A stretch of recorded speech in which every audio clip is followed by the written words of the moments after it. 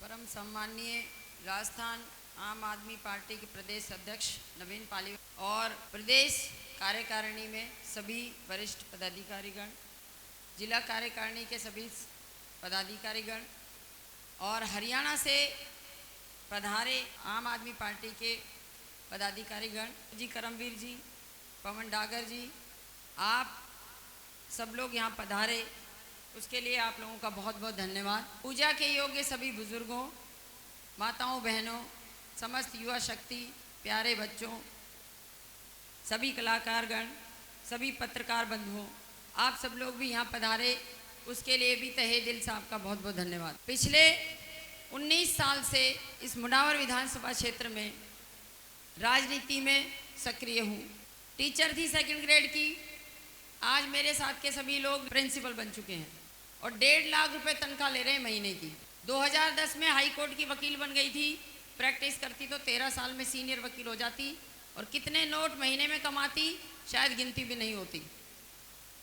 क्योंकि वनस्थली विद्यापीठ की pass out student हूँ, through out first division, first class रही हूँ, मैंने हमेशा क्लास टॉप किया है। लेकिन जब पहली बार राजनीति में आई, पहला चुनाव आप लोगों ने मुझे जिताया, तो मैंने मुंडावर में ऐसा कुछ देखा जिसने मुझे अंदर तक हिला दिया। क्योंकि मुझे शुरू से ही नेताओं से और राजनीति से बहुत ज्यादा नफरत थी। क्योंकि एक ही बात मेरे मन में आती थी जब नेता का नाम आता था कि नेता का मतलब होता है झूठ बोलने वाला इंसान, झूठी घोषणा करने वाले लोग। और जब पहला चुनाव लड़ा तो ये महसूस भी किया कि ये सच है। और चुनाव में आते हैं नेता, बड़ी बड़ी घोषणाएं करते हैं और उसके बाद 5 साल तक नहीं देखते। मुंडावर विधानसभा क्षेत्र का ये दुर्भाग्य रहा है कि यहाँ मैं 20 साल से तो मैं देख रही हूँ और आप सब लोग तो बहुत उससे भी पहले से देखते आ रहे हैं कि यहाँ सिर्फ जाति और वंश के आधार पर ही चुनाव हो रहा है। मुद्दों की राजनीति बिल्कुल खत्म हो चुकी है। मुद्दे क्या हैं कि आम जनता को क्या क्या सुविधाएं मिलनी चाहिए, भ्रष्टाचार खत्म होना चाहिए, युवाओं को रोजगार मिलना चाहिए, बिजली पानी की व्यवस्था होनी चाहिए, सड़कों की व्यवस्था होनी चाहिए।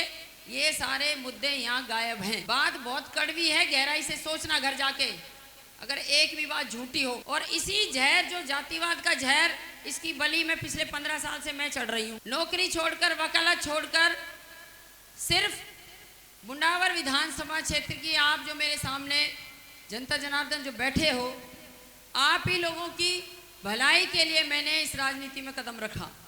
अगर मेरा स्वार्थ होता, मुझे पैसे ही कमाने होते, तो वकालत बहुत अच्छा पेशा था और मास्टर का भी बहुत अच्छा पेशा था। लेकिन जब मैंने देखा कि दोनों पार्टियां, चाहे वो कांग्रेस है चाहे बीजेपी है, यहाँ मुंडावर में जातिवाद की, वंशवाद की राजनीति करवाती हैं, उसी के आधार पर टिकट देती हैं। किसी एक पार्टी ने एक जाति को टिकट दे दिया, दूसरी को देती है। मैं पूछना चाहती हूँ कांग्रेस और बीजेपी के नेताओं से कि भैया, इस मुंडावर विधानसभा क्षेत्र में क्या केवल 2 ही जातियां हैं?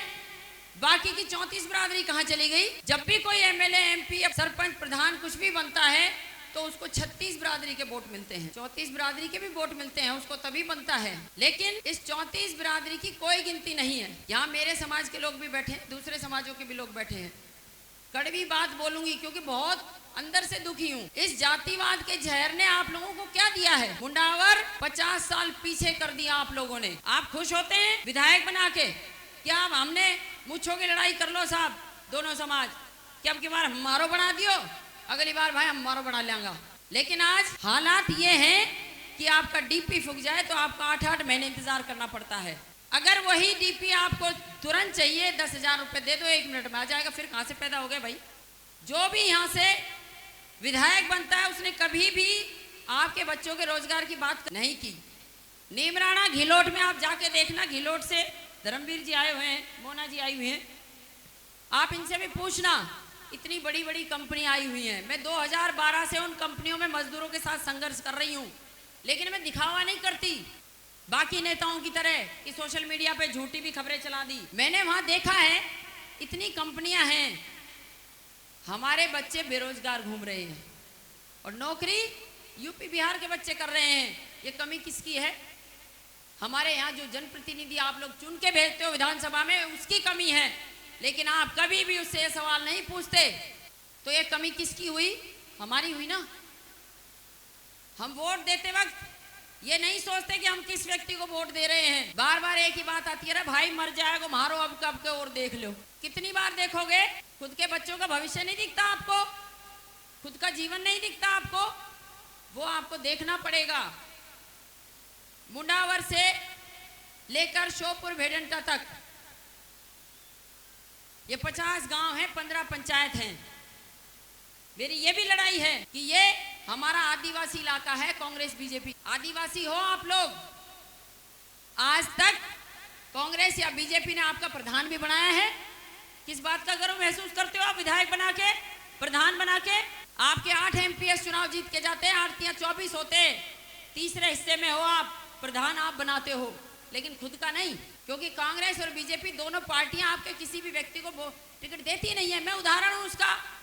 इस बार मैं चुनाव जीत के आई यहां से 25 किलोमीटर दूर, भला हो इस 6 गांव की 36 बिरादरी का, जिन्होंने मुझे जीरो से हीरो बनाया, मेरा वोट नहीं था वहां। मैं जिंदगी भर उनका एहसान नहीं उतार सकती। 7 जन्म का कर चढ़ा दिया उन्होंने मुझ पे। चुनाव इसलिए लड़ा ताकि प्रधान बन सकूं और इतना काम कराऊं, ईमानदारी से कराऊं कि अगली बार इन दोनों पार्टियों को खुद मेरे दरवाजे पे आना पड़े कि आप टिकट ले लो मैडम, चुनाव लड़ लो। लेकिन इनको पता था, इन नेताओं को, कि अगर इसको टिकट दे दिया तो भैया जो अपना सब कुछ छोड़ के बिल्कुल बाबा जी बन के जनता की सेवा में मैदान में उतर गई, तो वो तो दिन रात 24 घंटे पब्लिक की सेवा करेगी, और जब जनता की सेवा करेगी तो जनता घर बैठे ही विधायक बना देगी। और ये लोग कभी नहीं चाहते, दोनों पार्टियां नहीं चाहती कि इन 50 गांवों से आपका कोई एमएलए बने या प्रधान बने, क्योंकि ये ठेकेदारी तो ये मुंडावर के परली तरफ ही दे रखी है इन्होंने। ये 50 गांव की जो जनता है, 60,000 वोट हो, 36 बिरादरी है इसमें। मैं पिछले 19 साल हो गए मुझे, मैं आपको जगाने की कोशिश कर रही हूं। 76 साल हो गए, आज तक अपना प्रधान नहीं बना पाए। जिला पार्षद भी ये लोग आके लड़ते हैं आपके, एमपीएस भी यही लड़ते हैं, और आने वाले समय में अगर यूं ही सुनते रहे ना तो थारी पंची सरपंची भी वही लड़ेगा। टाड़ी कर दियो।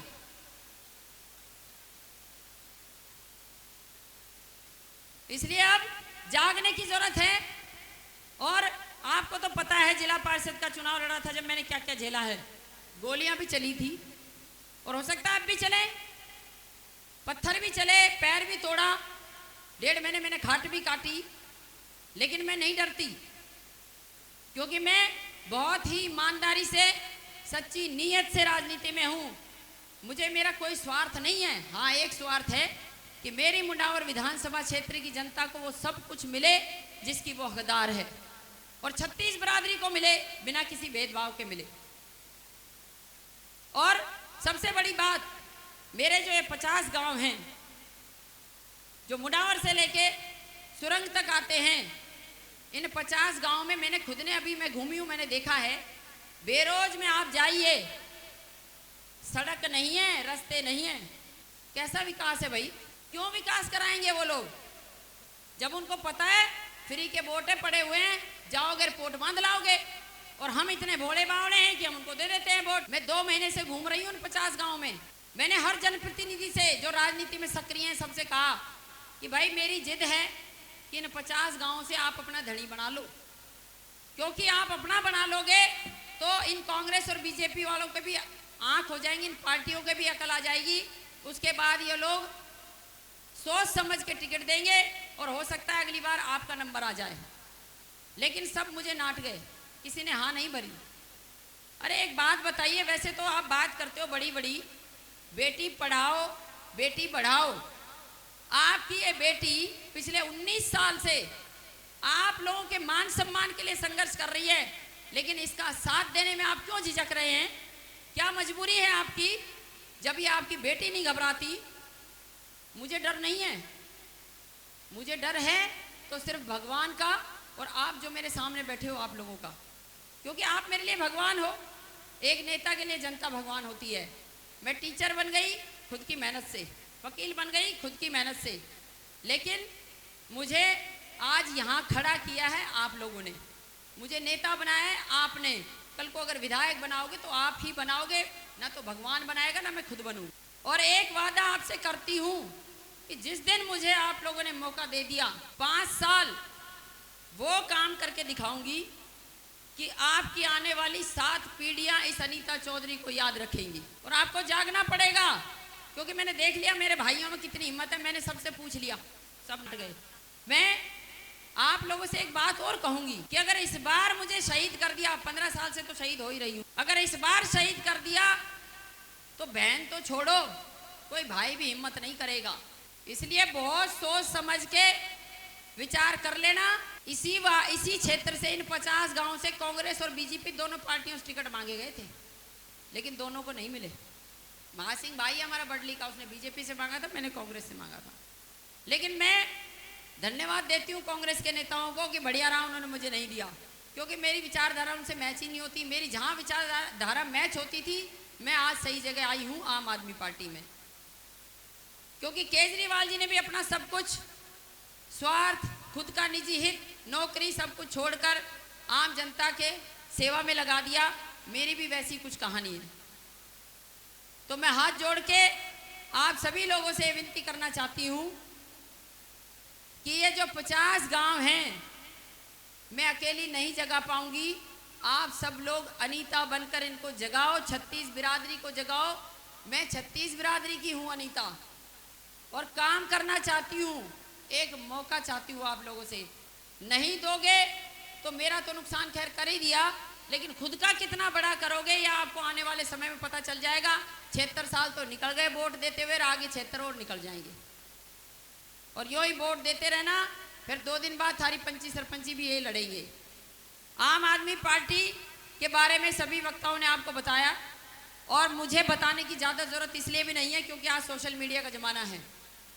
आप सब लोग सोशल मीडिया पे सब एक्टिव है, यूथ बहुत ज़्यादा है। आजकल तो बुजुर्ग लोगों के पास भी फ़ोन है, सब पे भी देखते हैं कि आम आदमी पार्टी की सरकार पंजाब और दिल्ली में क्या काम करा रही है। उन्होंने असंभव को संभव करके दिखाया। हमारी पार्टी वो पार्टी है जो असंभव काम को संभव करके दिखाती है, और वैसी ही सोच मेरी है।